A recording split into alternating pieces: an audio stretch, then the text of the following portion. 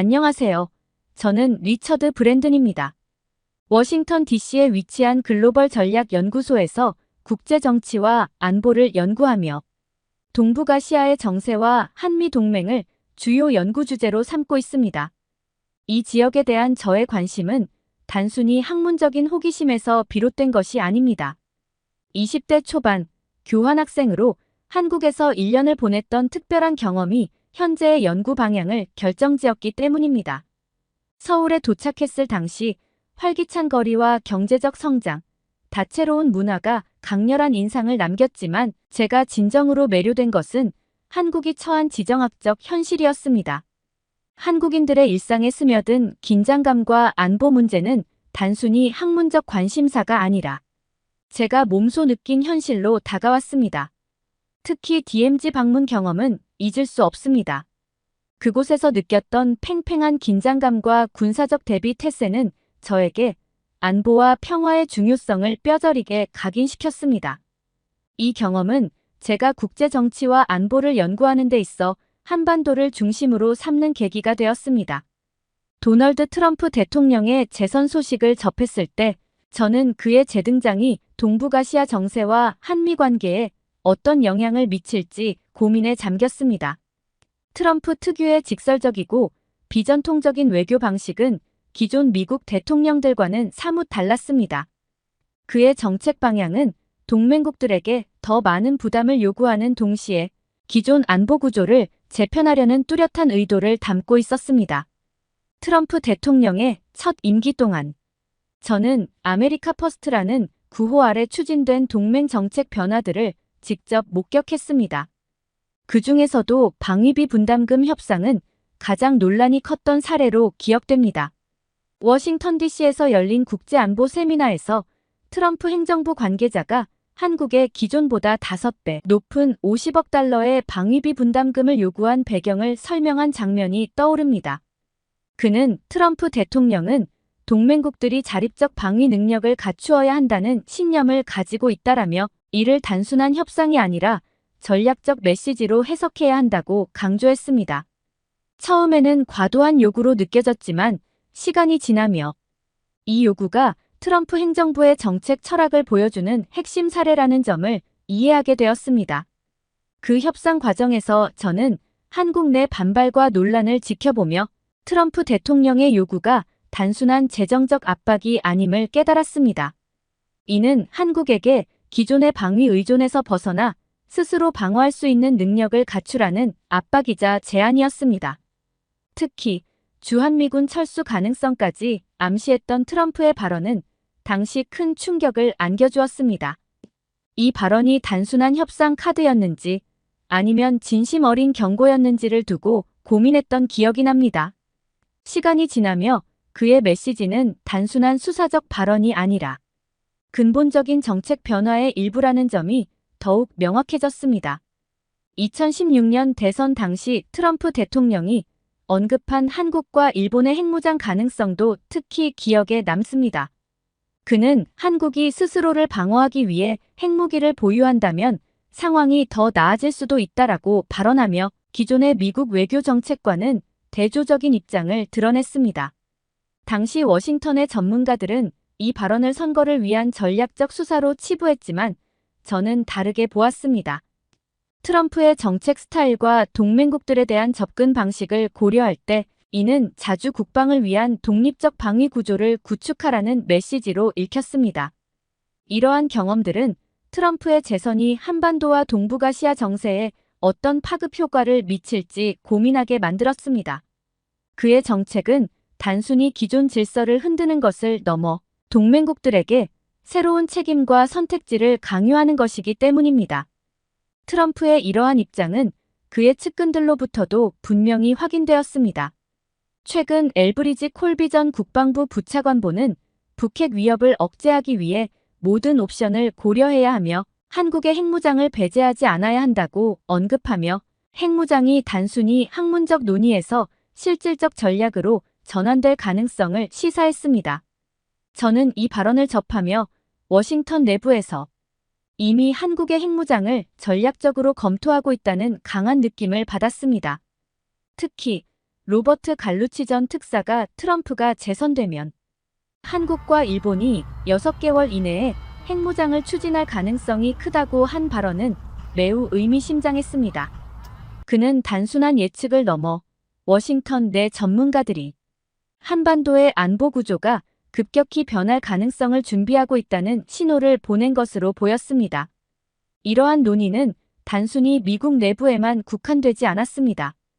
예를 들어 워싱턴의 국제안보 포럼에서 만난 프랑스 출신 군사 전문가 마리클레르 뒤랑 박사는 한반도 문제를 유럽의 핵 정책과 연결지으며 흥미로운 관점을 제시했습니다. 그녀는 핵무장은 단순히 군사적 억제력 확보가 아닙니다. 이는 국가의 정체성을 재정의하는 행동이며 한국이 국제사회에서 새로운 역할을 주장할 수 있는 도구가 될 수 있습니다라고 말했습니다. 그녀는 프랑스가 핵 보유국으로 자리 잡으며 겪었던 국제적 논란과 내부적 갈등을 예로 들며 한국이 이 과정을 겪는다면 이는 단순한 방어 전략이 아니라 국가적 성숙을 상징하는 선택이 될 것이라고 주장했습니다. 이와 더불어 최근 트럼프 행정부가 동맹국들에게 던진 메시지는 매우 단호했습니다. 미국의 방위 우산에만 의존하지 말고 스스로 방어할 준비를 하라는 이 메시지는 한국뿐만 아니라 일본, 독일 같은 동맹국들에게도 강력한 신호로 작용했습니다. 워싱턴에서 활동하며 저는 이러한 메시지가 단순히 방위비 협상 카드가 아니라 동맹국들이 자립적 방어 능력을 갖추도록 유도하려는 근본적인 전략 변화임을 점점 더 확신하게 되었습니다. 한국 내부에서도 이런 움직임은 빠르게 반응을 일으키고 있습니다. 북한은 지속적으로 핵 능력을 고도화하고 있으며 최근에는 헌법에 핵 보유를 명시하며 자신들의 핵무기를 포기하지 않을 것임을 천명했습니다. 이는 한국 내에서 자주 국방 논의를 촉발시키는 배경이 되고 있습니다. 최근 여론조사에 따르면 국민의 절반 이상이 자체 핵무장을 지지한다는 결과가 나왔습니다. 이는 과거와 비교해 볼 때 상당히 급격한 변화로 북한의 위협과 미국의 불확실한 방위 정책이 한국인들에게 새로운 안보 인식을 강하게 요구하고 있음을 보여줍니다. 그렇다면 한국의 핵무장이 현실적인 선택이 될 수 있을까요? 이를 판단하려면 국제사회의 반응을 심층적으로 검토할 필요가 있습니다. 한국이 핵확산 금지 조약 NPT 체제의 회원국으로서 핵 개발을 추진한다면 이는 조약 위반으로 간주되어 국제적 비난과 제재를 초래할 가능성이 높습니다.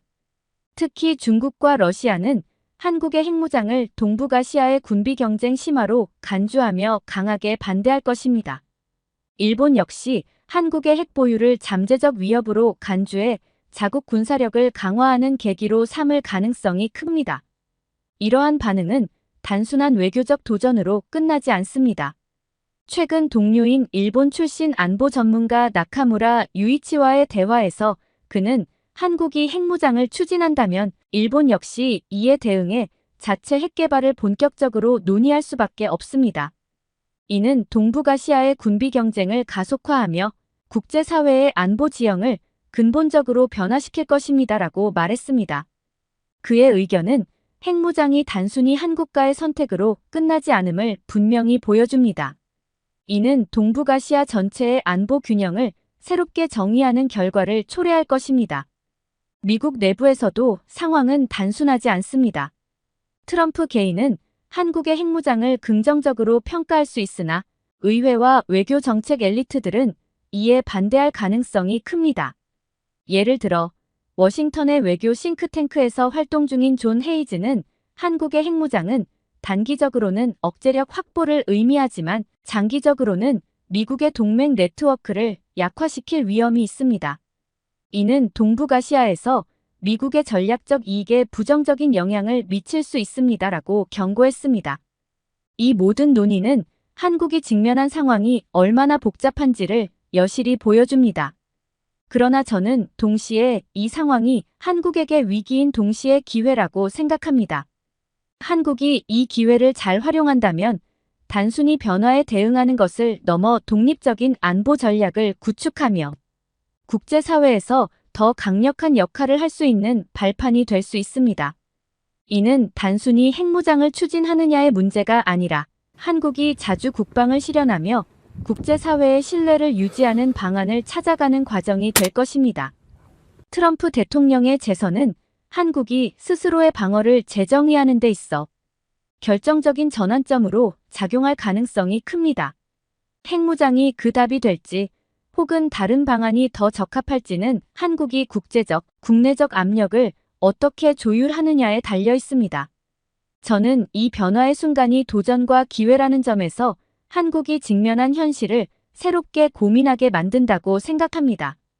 핵무장 논의는 이제 더 이상 주변적인 이야기가 아니라 한반도 안보의 핵심 의제로 자리 잡고 있습니다. 몇 년 전 워싱턴 DC에서 열린 국제 컨퍼런스에서 독일 출신 군사 전문가 카를 슈미트와 나눈 대화가 이를 잘 보여줍니다. 그는 한국의 핵무장 논의가 기술적 문제를 넘어 국제적 정치 환경, 동맹의 신뢰, 그리고 영내 안정성까지 포괄적으로 고려해야 한다고 강조했습니다. 그는 핵 보유는 단순한 억제력의 도구가 아니라 국가 정체성을 반영하는 상징적인 행동입니다.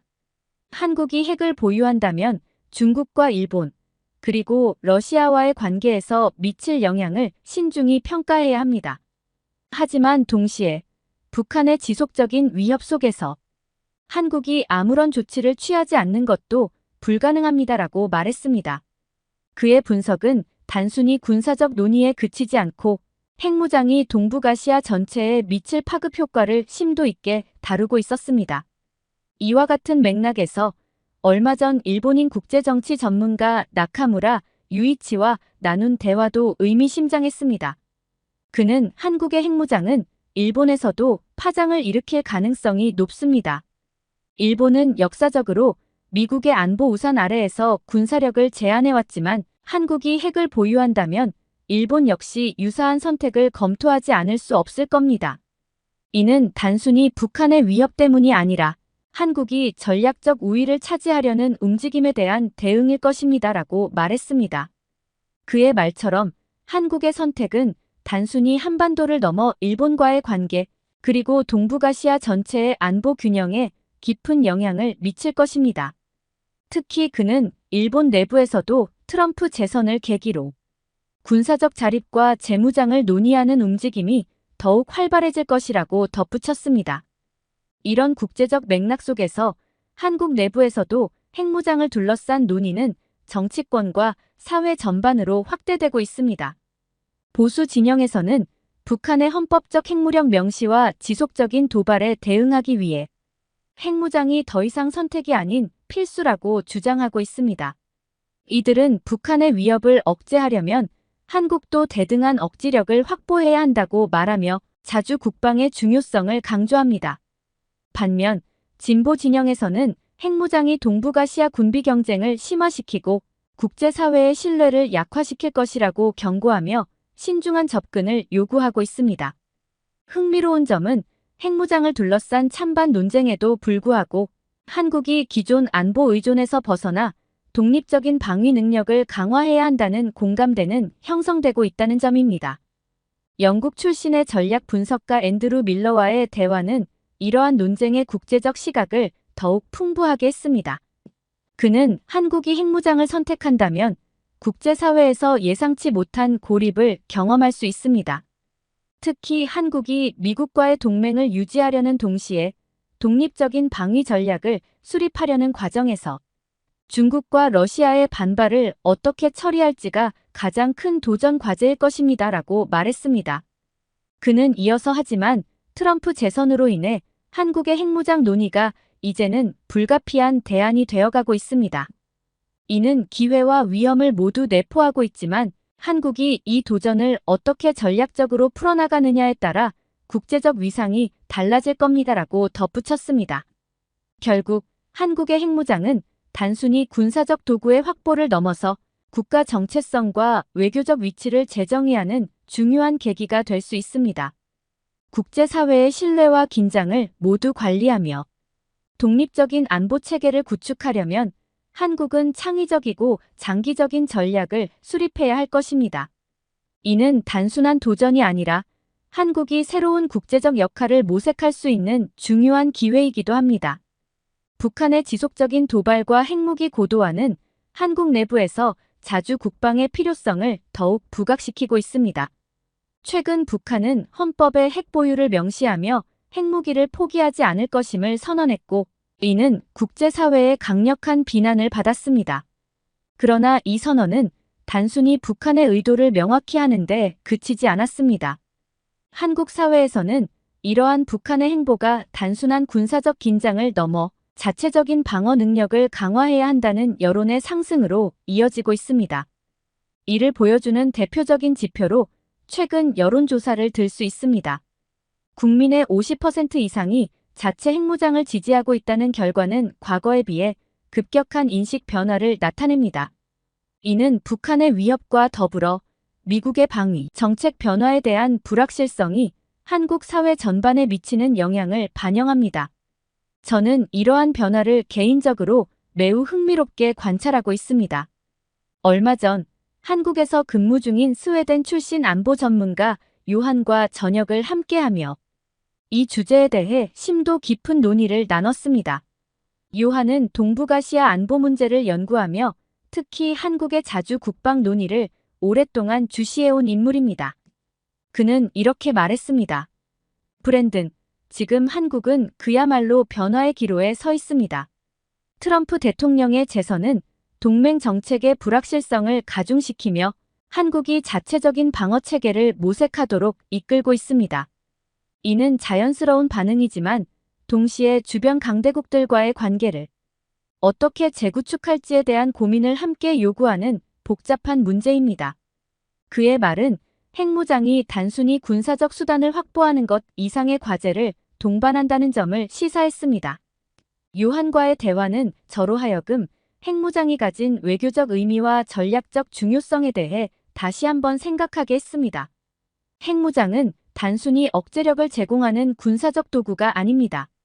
그것은 한국과의 국제적 위상과 자주성을 재정의하는 상징적인 의미를 가지고 있습니다. 이와 관련해 얼마 전 싱가포르 출신 동료 소피아와 나눈 대화가 떠오릅니다. 그녀는 동남아시아 안보 협력을 연구하는 전문가로 한국의 핵무장이 아세안 국가들에 미칠 영향을 심도 깊게 분석했습니다. 그녀는 이렇게 말했습니다. 한국이 핵무장을 추진한다면 아세안 국가들은 이를 경계할 가능성이 높습니다. 하지만 한국이 이를 평화적이고 투명한 억지력 강화의 수단으로 한정한다면 오히려 한국이 동북아시아와 동남아시아에서 중요한 안보 주체로 자리 잡을 수 있을 것입니다. 소피아의 말은 핵무장이 단순히 위협과 반발을 초래하는 선택이 아니라 이를 잘 관리할 경우 외교적 가능성을 열어줄 수도 있음을 시사했습니다. 저는 이처럼 핵무장이 한국에게 가져다줄 긍정적, 부정적 가능성을 모두 진지하게 고민해야 한다고 믿습니다. 예를 들어 핵무장을 통해 한국은 자주 국방의 비전을 실현할 뿐만 아니라 글로벌 리더로 도약할 기회를 얻을 수 있습니다. 그러나 이 과정에서 국제사회의 신뢰를 잃거나 지역 긴장을 고조시키는 위험을 철저히 관리해야 할 것입니다. 한국이 이 도전적인 상황을 단순히 위기로만 보지 않고 새로운 외교적 전략을 수립하며 기회로 전환할 수 있기를 기대합니다.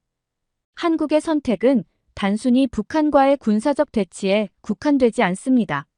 이는 미국과의 동맹 관계를 재정립하고 주변 강대국들과의 관계를 새롭게 조정하며 더 나아가 한국 국민들에게 안보에 대한 자주성과 자신감을 심어주는 과정이기도 합니다.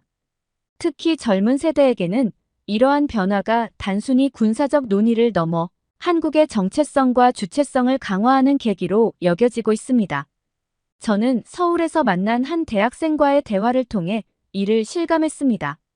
그는 이렇게 말했습니다. 핵무장은 단순히 무기를 갖는 것이 아니라 우리나라가 국제사회에서 더 독립적이고 강력한 위치를 점할 수 있는 도구라고 생각합니다. 우리가 더 이상 외부의 보호만을 의지하지 않고 스스로를 지킬 수 있다는 점을 보여줄 기회라고 봅니다. 그의 말은 단순한 이상론이 아니라 젊은 세대가 느끼는 현실적이고 긴급한 요구를 반영하고 있었습니다. 이와 같은 논의는 정치권에서도 활발히 이어지고 있습니다. 과거에는 핵무장이 금기시되었지만 이제는 정치적 스펙트럼 전반에 걸쳐 진지한 논의의 대상이 되고 있습니다. 보수 진영에서는 핵무장을 독립적 방어력의 핵심으로 간주하며 강력히 추진해야 한다고 주장하는 반면 진보 진영에서는 핵무장이 동북아시아의 군비 경쟁을 심화시키고 국제사회의 경제적 제재를 초래할 위험이 크다고 경고하고 있습니다. 그러나 양측 모두 한국이 기존의 안보 틀에서 벗어나 자립적 방어 능력을 강화해야 한다는 점에는 일정 부분 공감대를 형성하고 있습니다. 중요한 것은 한국이 이 과정을 얼마나 전략적으로 그리고 신중하게 관리할 수 있느냐입니다. 핵무장은 단순히 군사적 억지력을 위한 도구가 아니라 국제사회와의 관계를 새롭게 정립할 외교적 수단으로도 활용될 수 있습니다. 한국이 핵무장을 단순한 군비 경쟁의 선택이 아니라 평화적 억지력 강화의 필수적 조치로 국제사회에 설득한다면 이를 통해 주변국들과의 관계를 안정적으로 관리하며 독립적인 안보 체계를 구축할 수 있을 것입니다. 얼마 전 저는 독일 출신 국제정치 전문가 마리안 호프만 박사와 한국의 핵무장 가능성에 대해 깊은 대화를 나누었습니다. 마리안 박사는 동북아시아와 유럽의 안보를 비교하며 흥미로운 시각을 제시했습니다. 그는 이렇게 말했습니다.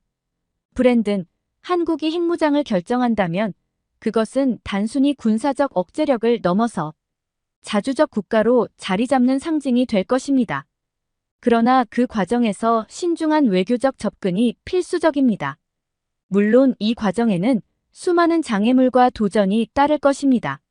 하지만 한국은 이미 경제와 기술 분야에서 세계적인 강국으로 자리 잡은 만큼 안보와 외교에서도 주체적인 목소리를 낼 준비가 되어 있다고 믿습니다. 마리안 박사의 말처럼 지금은 한국이 스스로 미래를 설계하며 국제사회의 리더로 도약할 수 있는 전환점에 서 있는 순간이라고 생각합니다. 한국의 핵무장 논의는 단순히 군사적 선택이 아닙니다. 이는 한국이 국제사회에서 어떤 역할을 맡을 것인지 그리고 미래를 어떻게 설계할 것인지에 대한 본질적인 질문입니다. 경제와 기술 분야에서 이미 세계적인 강국으로 자리 잡은 한국은 이제 안보와 외교에서도 독립적이고 강력한 목소리를 낼 시점에 도달했습니다.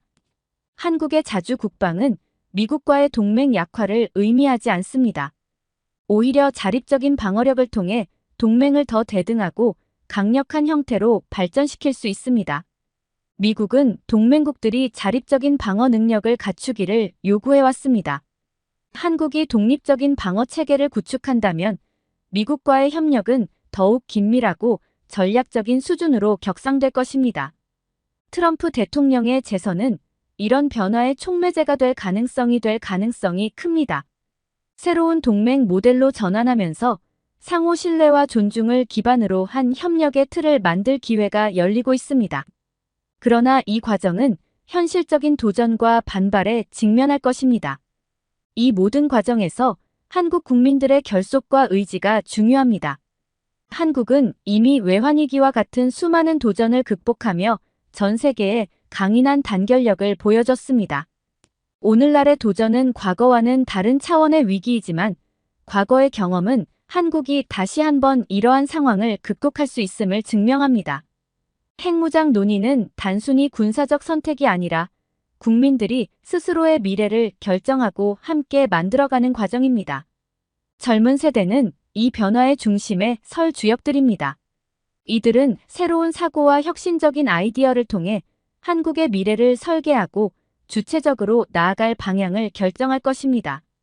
한국은 지금 역사적 선택의 순간에 서 있습니다. 핵무장은 단순히 도전이 아니라 한국이 새로운 길을 열어갈 기회입니다.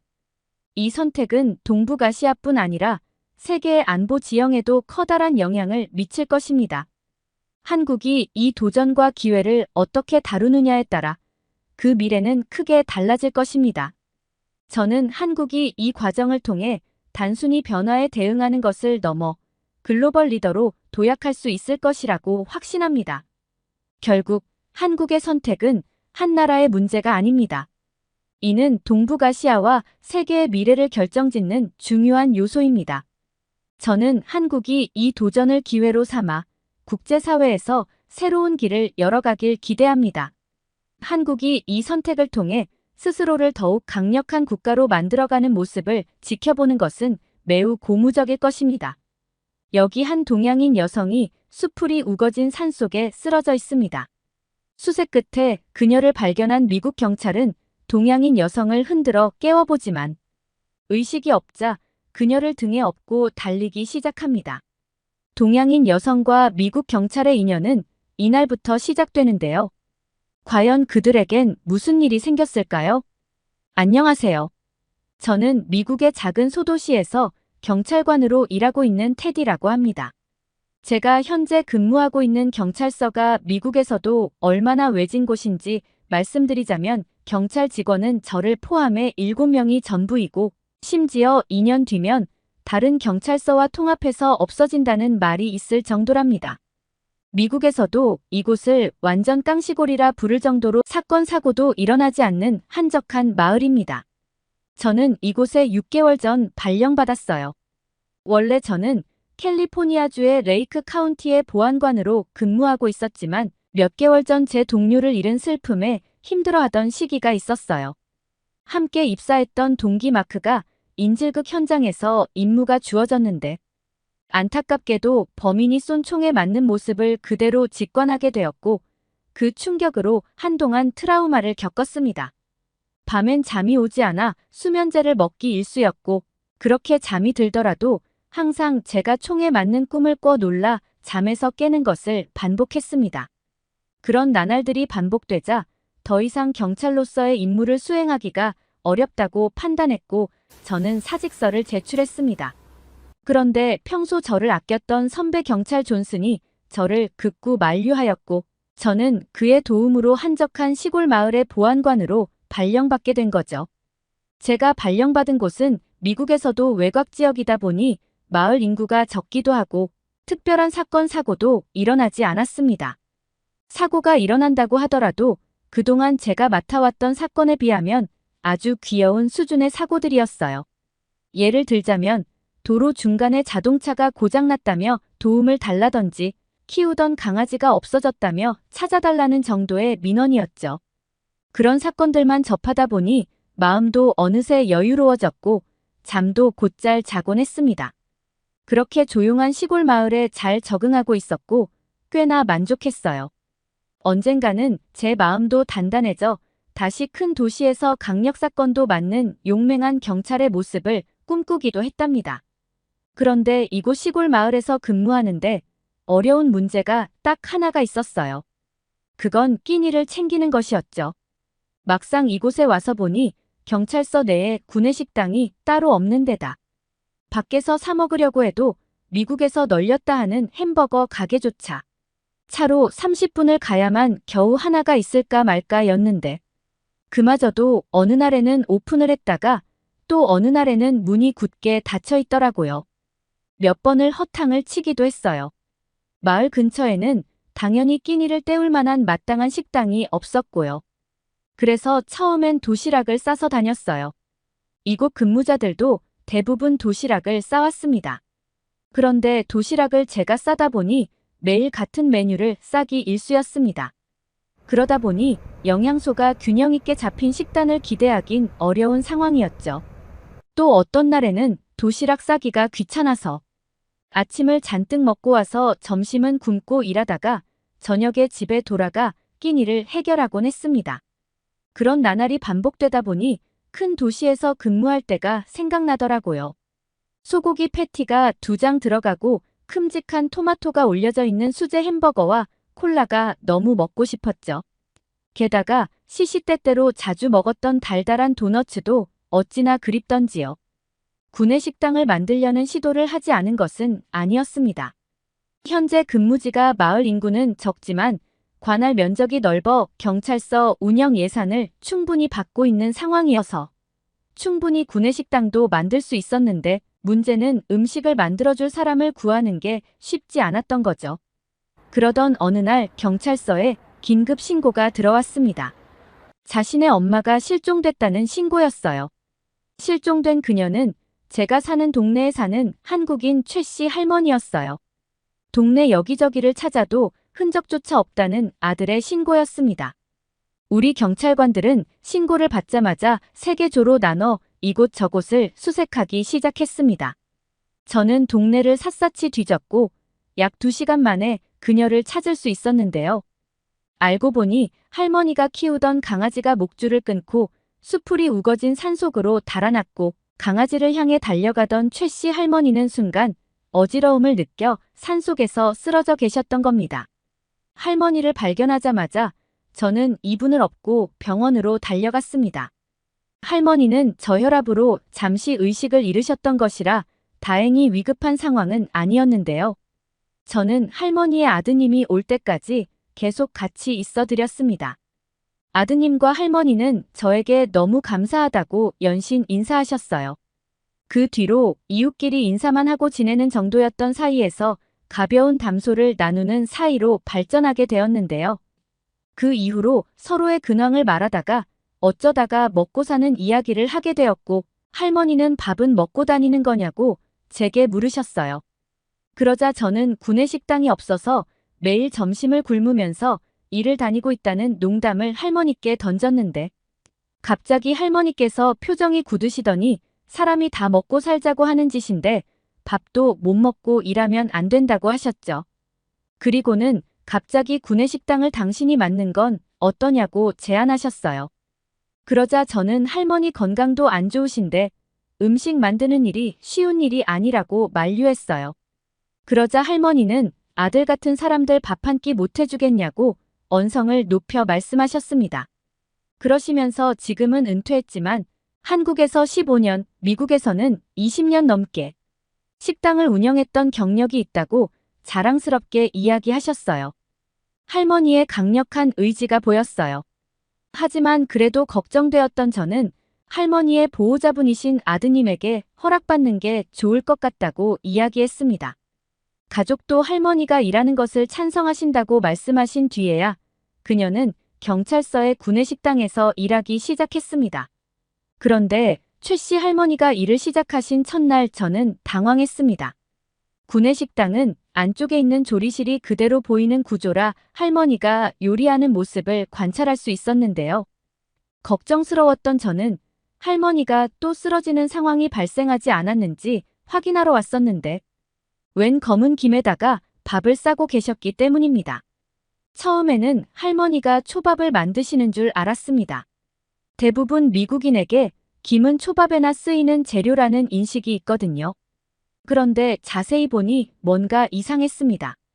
보통 김초밥은 한 가지 이상의 재료가 들어가는데 할머님께서는 김에다가 밥만 싸주는 것이었습니다. 무척 혼란스러웠지만 나중에 재료를 첨가할 수도 있다는 생각에 섣불리 판단하지 말자고 생각했습니다. 어찌됐든 할머니가 별일 없이 멀쩡하다는 걸 확인한 저는 다시 자리로 돌아와 하고 있던 서류 작업을 끝마쳤고 어느새 시간은 점심시간이었습니다. 동료들과 함께 식당에 들어갔는데 불안했던 제 예상과는 달리 너무나도 평범한 메뉴에 안심했습니다. 그냥 일반 미국인이 먹는 크림수프, 햄버거, 야채, 샐러드, 과일 등이 뷔페식으로 진열되어 있었습니다. 진짜 김에다 밥만 싼 것만 내놓는지 알고 얼마나 조마조마했던지요. 접시를 들고 음식들을 뜨고 있던 그때 갑자기 할머니가 검은 음식이 담긴 쟁반을 들고 나오시더니 진열대 끝에 놓았습니다. 그리고는 종이 한 장을 가져와 쟁반 위에 테이프로 붙였죠. 종이에는 이렇게 쓰여 있었습니다. 바쁘셔서 간단하게 드셔야 하는 분들은 여기 있는 음식을 가져가세요. 비치 된 일회용 도시락에 싸가셔도 되고 옆에 있는 양념장을 가져가서 식탁에서 찍어 드셔도 됩니다. 조미김에 밥을 싼 것이라 그냥 드셔도 맛있습니다. 종이에 써진 글을 읽은 몇몇 경찰관들의 얼굴에 화색이 돌았습니다. 안 그래도 빨리 먹고 나가야 하는데 급하게 먹느니 일회용 도시락에 싸가는 게 좋겠다면서 싱글벙글 웃었죠. 어떤 사람들은 밥을 다 먹고 나서 나중에 출출할 때 간식으로 먹어야겠다면서 일회용 도시락에 싸는 사람들도 있었습니다.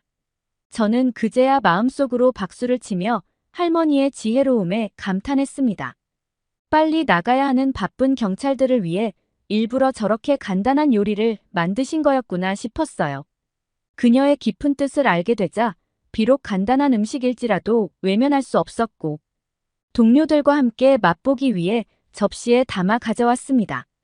김에 말아진 밥을 신기하게 쳐다보던 동료들은 하나 둘씩 집어먹기 시작했고 곧이어 맛있다는 듯 탄성을 내뱉으며 고개를 끄덕였습니다. 할머니가 쓰시는 김은 일본식 초밥에 쓰는 김과는 달리 간이 잘 배어 있고 기름기 있는 김이었습니다.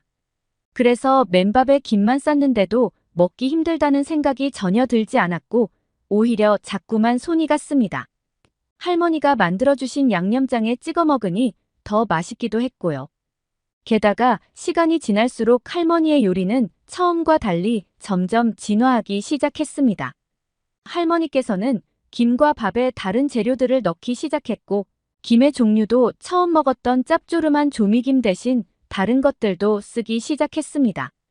나중에서야 그것이 김밥이라는 것을 알게 되었고 이미 아는 사람들은 다 아는 유명한 한식이었습니다. 김밥을 입에 넣은 순간 세상에 이렇게 맛있는 음식이 존재했나 하는 느낌을 받았습니다. 태어나서 그런 맛은 처음이었어요. 김밥에는 야채가 풍부하고 특히 김 특유의 고소한 느낌이 너무 좋았어요. 김밥 안에는 아삭한 단무지와 육즙이 살짝 나는 햄까지.